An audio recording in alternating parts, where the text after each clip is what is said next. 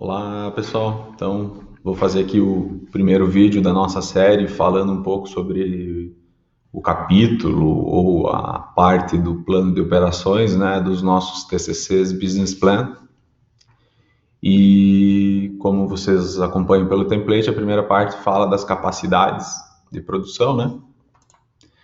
Então, antes de entrar nas capacidades, eu acho importante a gente entender que o plano operacional ele tem alguns objetivos mais concretos, né? E para esses objetivos serem alcançados, ele precisa ter algumas informações principais. Essas informações, conforme eu apresento ali no slide, né, eu diria para vocês assim: nós precisamos saber os detalhes técnicos de produtos e serviços.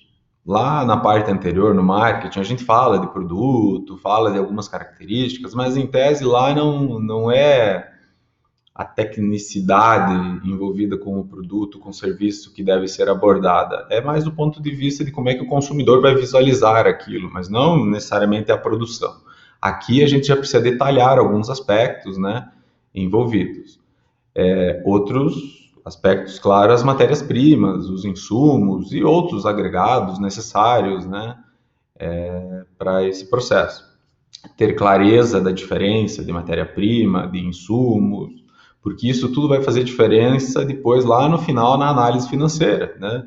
E principalmente em como é que a gente lida para melhorar os números financeiros sem que sejam, digamos assim, exprimidos estatisticamente, que seja algo factível, né, à realidade da gestão dos negócios, tá bom?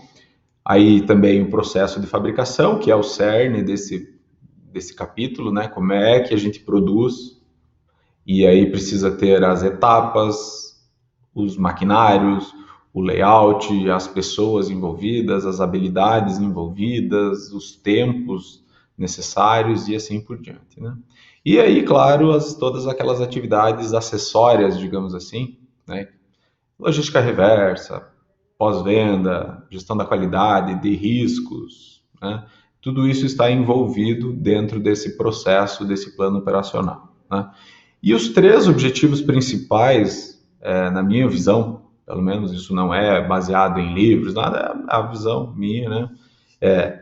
Primeiro, viabilizar todo o planejamento de marketing, né? Quanto ao produto ou serviço e o seu valor percebido pelo cliente, né? Porque o plano de marketing ele visualiza um produto que vai ter um diferencial competitivo, né? Um serviço e que vai agradar, vai chamar a atenção de uma certa demanda, né, de um determinado mercado, de um determinado nicho, e na verdade é a operação, né, o departamento de operação, de produção, enfim, por meio das suas ações que vai viabilizar aquele plano de marketing, né? Então, isso eu coloco para manter intimamente conectadas essas duas áreas, né? Daí, além disso, então, apresentar como serão fabricados ou e distribuídos os produtos ou operacionalizado, né, a execução dos serviços e em si, né, a execução do plano de negócio como um todo. Se ele vir a sair do papel, ele então terá que ser gerenciado. Esse mapeamento do plano operacional vai colaborar com esse gerenciamento, né? Além disso, fornecer todas as informações necessárias para aquela posterior análise de viabilidade financeira, né? Da viabilidade econômico-financeira do projeto.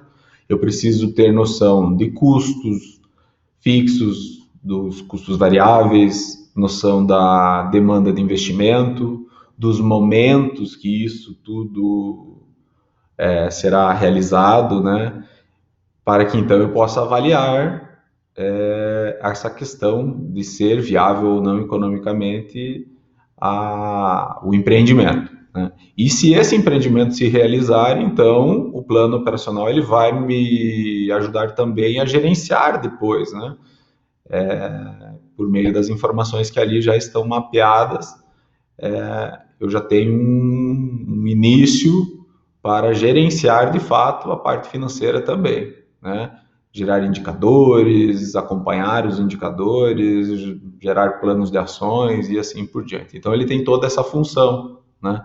Ele não tem só uma função de TCC, ele serve de fato para as empresas planejarem a sua abertura do negócio, o seu empreendimento, mas também a sua posterior gestão, né?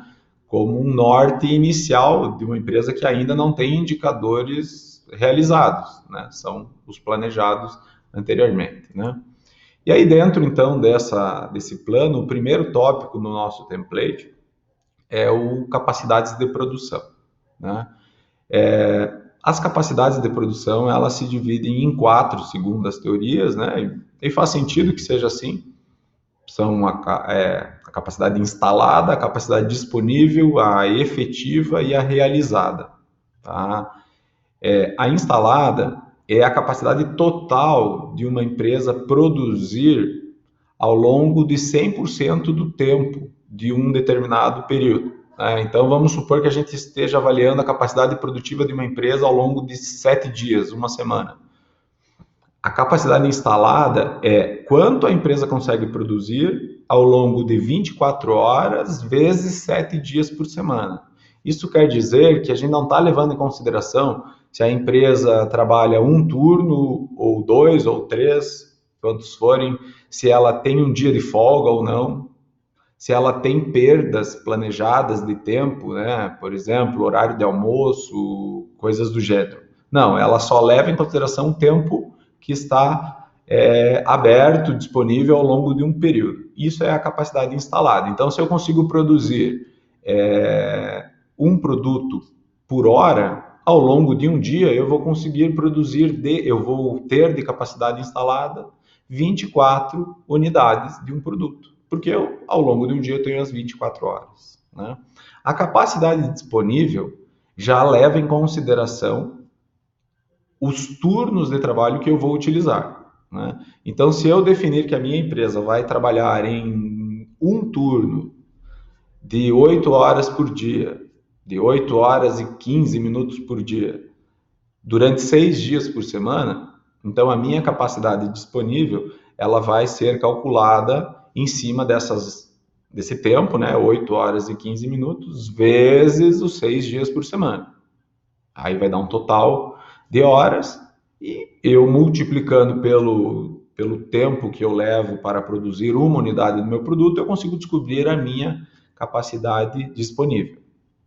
A capacidade efetiva, eu pego aquela capacidade disponível e desconto do tempo disponível perdas planejadas. Então, o que são perdas planejadas? Né? Entre algumas possibilidades. Vamos supor que a sua empresa é uma prestadora de serviço e ela não trabalha num feriado.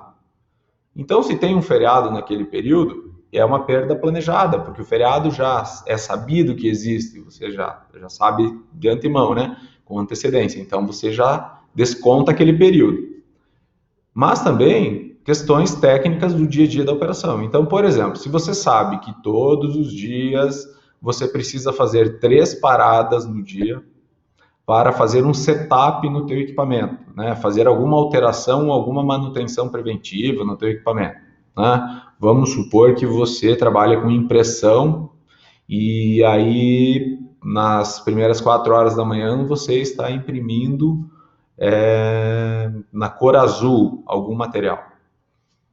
E aí agora, a partir das horas seguintes, você vai mudar a cor e vai passar a imprimir vermelho. Você precisa fazer um setup de limpeza ali, um tempo de manutenção, né? E talvez um setup para modificar a gramatura por ter que modificar a gramatura do papel, vai ter que fazer um setup na máquina para ajustar ela, para poder recomeçar a produção com um papel diferente, com uma cor diferente.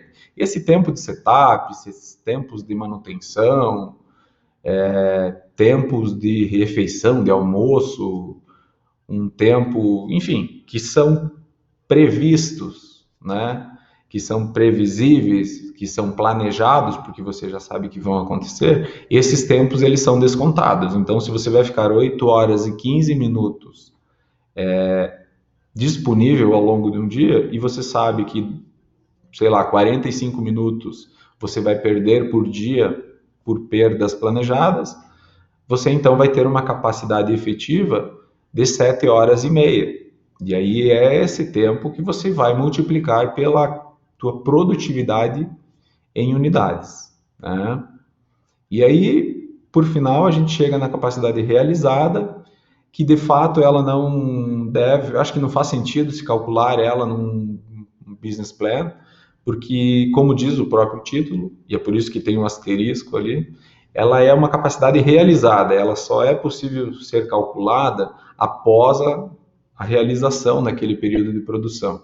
Ela é importante que seja acompanhada para poder se avaliar indicadores de desempenho de produção, mas ela leva em consideração, além de todos esses outros fatores, né, falados anteriores, turnos, perdas planejadas, leva também perdas não planejadas em consideração. Então, ela pega a capacidade efetiva e desconta as perdas não planejadas. E essas perdas não planejadas podem ser, por exemplo, um acidente de trabalho que pare a produção, pode ser uma queda de energia, né? Pode ser qualquer situação que não tenha sido planejada e que leve a uma diminuição do tempo disponível, né? Uma parada de produção. Parou-se, perdeu-se aquele tempo, esse tempo ele vai impactar a produtividade do dia. Mas num business plan em que a produção ainda não está ocorrendo, fazer um exercício de prever perdas não planejadas não faz sentido, porque elas se tornariam perdas planejadas, né? Então a gente não calcula a capacidade realizada. Por isso que no template não pede para calcular ela, apesar de que eu acho que no referencial teórico faz sentido apontar ela sim por causa dos indicadores de desempenho. Porque depois você monitora os indicadores de desempenho de produção e você percebe que a tua capacidade realizada está muito abaixo, logo a sua perda, então, né, não planejada está muito alta. E aí você pode intervir por meio de gestão, né, de gestão da qualidade, de gestão de risco, de alguma forma assim. Contudo, o grande desafio de se calcular a capacidade de produção é se descobrir qual é a minha produtividade por um período de tempo, né? Não basta eu só conhecer os conceitos, eu preciso saber quanto que eu consigo produzir de um determinado produto ou de um determinado serviço. Isso se aplica às duas lógicas, né? Se eu sou um dentista e eu vou, sei lá, fazer tratamento de canais, né? Então eu posso monitorar, fazer uma cronoanálise, monitorar lá um número X, né? Fiz 100 tratamentos de canais e descobri que na média eles levam X períodos de tempo, com um desvio padrão assim assado, eu descubro lá que esse é a minha capacidade de produção de tratamentos de canal, que é um serviço. E aí eu consigo, em cima do tempo disponível ao longo do dia, saber qual é a capacidade de operacionalizar, de servir tratamentos de canais ao longo de um determinado período, seja um dia, uma semana, um mês, né? Para o produto é a mesma coisa, fica mais fácil de compreender, né? Eu produzir uma xícara, um prato, se eu sou uma fábrica de porcelana, eu preciso saber quanto de determinado produto eu consigo produzir ao longo de uma hora, por exemplo, né? Ou quantos minutos levam para ser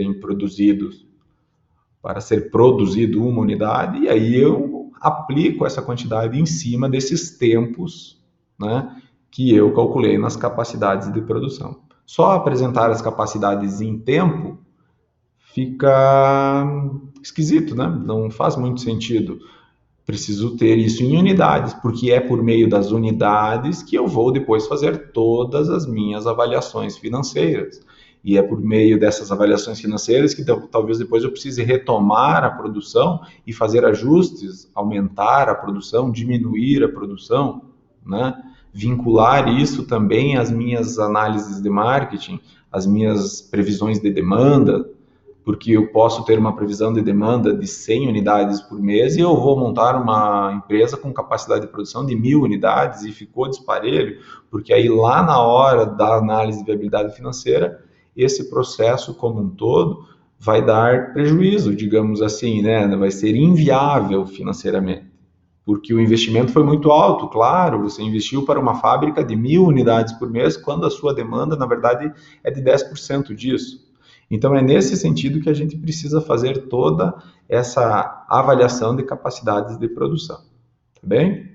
Espero ajudar um pouco nisso e agora, na sequência, vou tentar explicar um pouquinho ainda relacionado à capacidade de produção, como é que a gente pode entender e compreender, chegar a esse tempo necessário de produção de uma unidade de serviço, tá bom? Até o próximo vídeo.